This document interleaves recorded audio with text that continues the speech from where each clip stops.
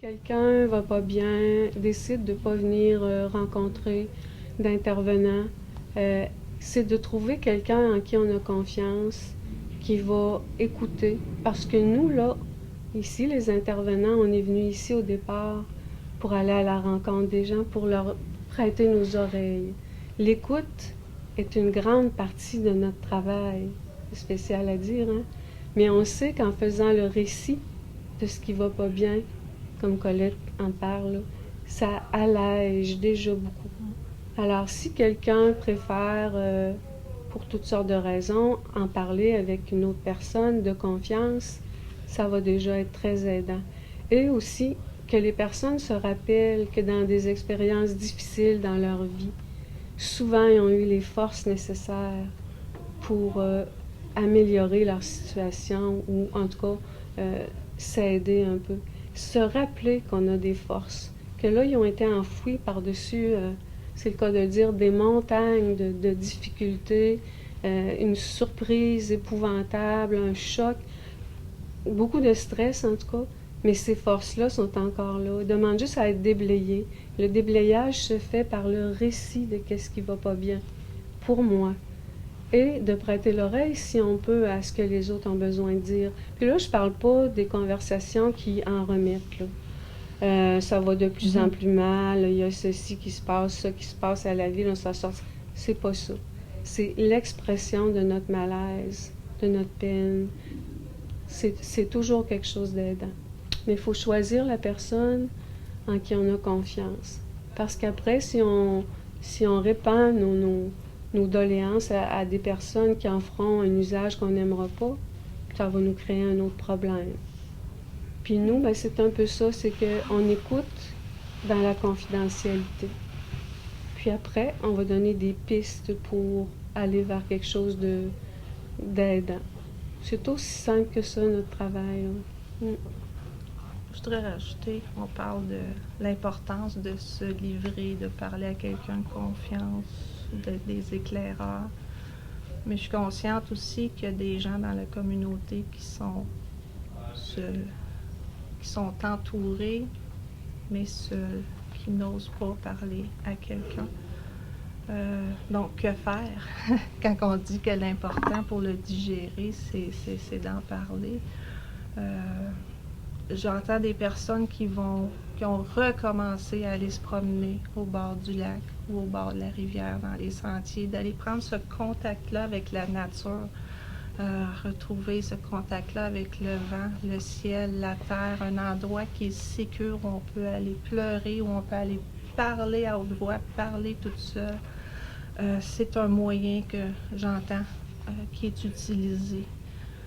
L'écriture, de se permettre d'oser écrire à soi-même, à une personne décédée, à nos croyances religieuses, à n'importe qui, juste d'écrire, c'est prouver que quelqu'un, quand on fait de l'écriture de nos émotions, de notre ressenti, que ça fait du bien. Ou des fois, ça peut être écrire une chanson, ça peut être écrire une histoire, écrire, faire des dessins, se laisser aller de la façon dont on s'en laisse. Pas besoin de faire une grosse transmutation émotionnelle et tout, là.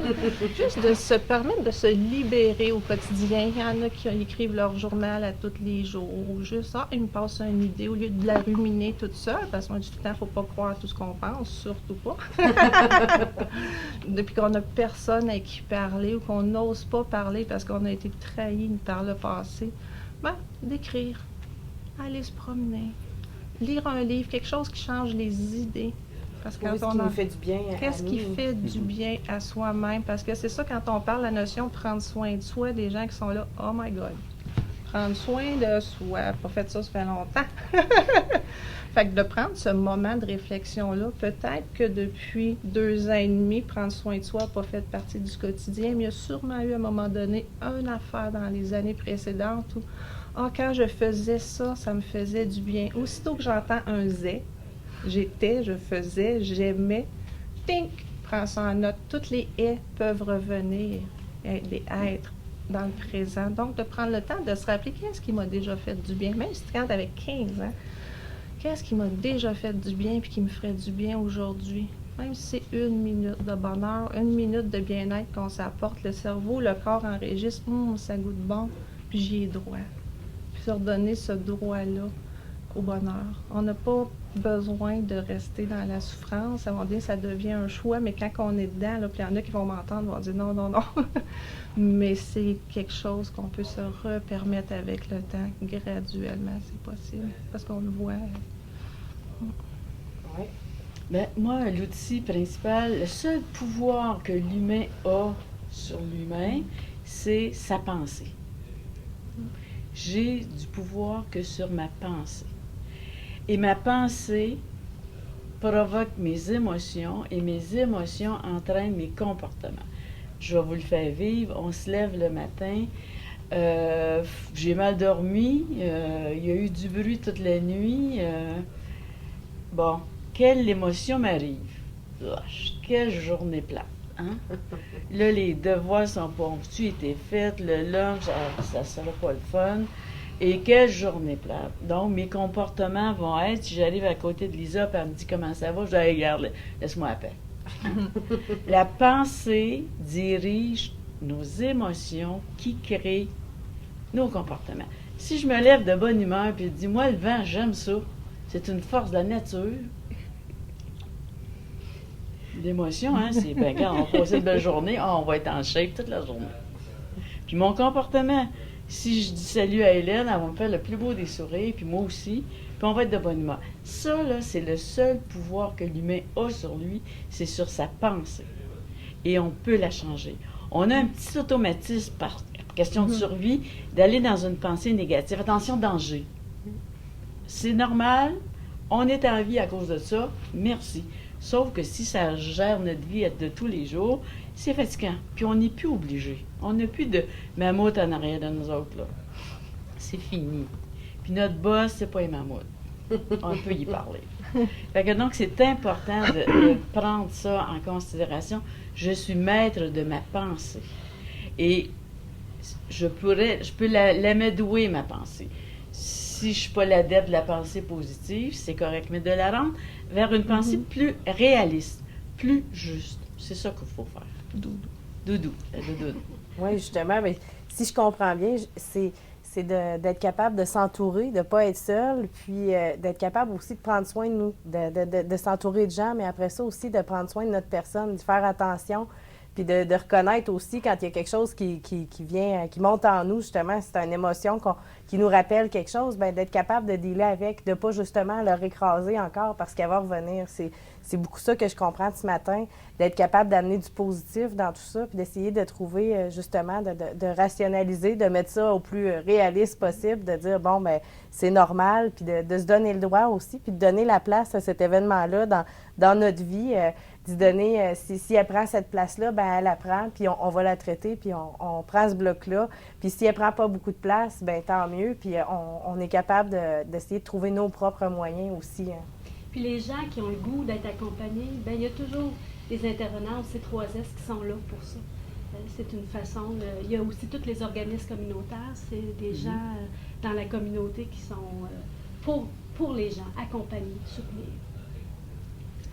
Un mot qui me vient, c'est on vit dans une société où est-ce qu'il faut que ça aille tout le temps bien.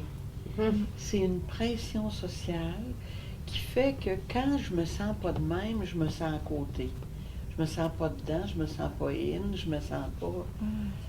Et les jeunes mégantiques, j'ai l'impression que pour eux autres, c'est encore plus difficile à cause de ça.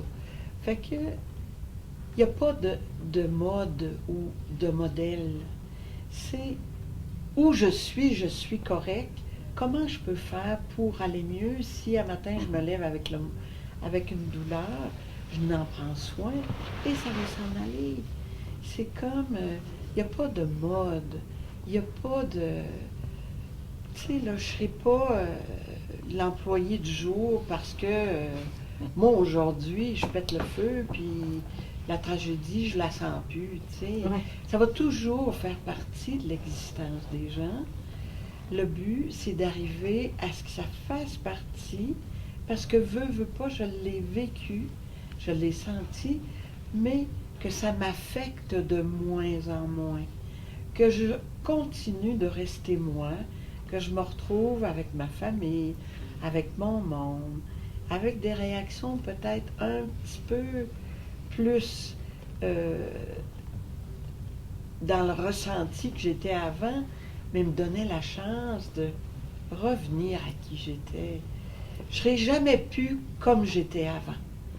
Mais le risque que j'ai, c'est d'être mieux. Parce que j'ai appris quelque chose. Parce que je suis sensible, je l'accepte, et c'est comme un outil en plus.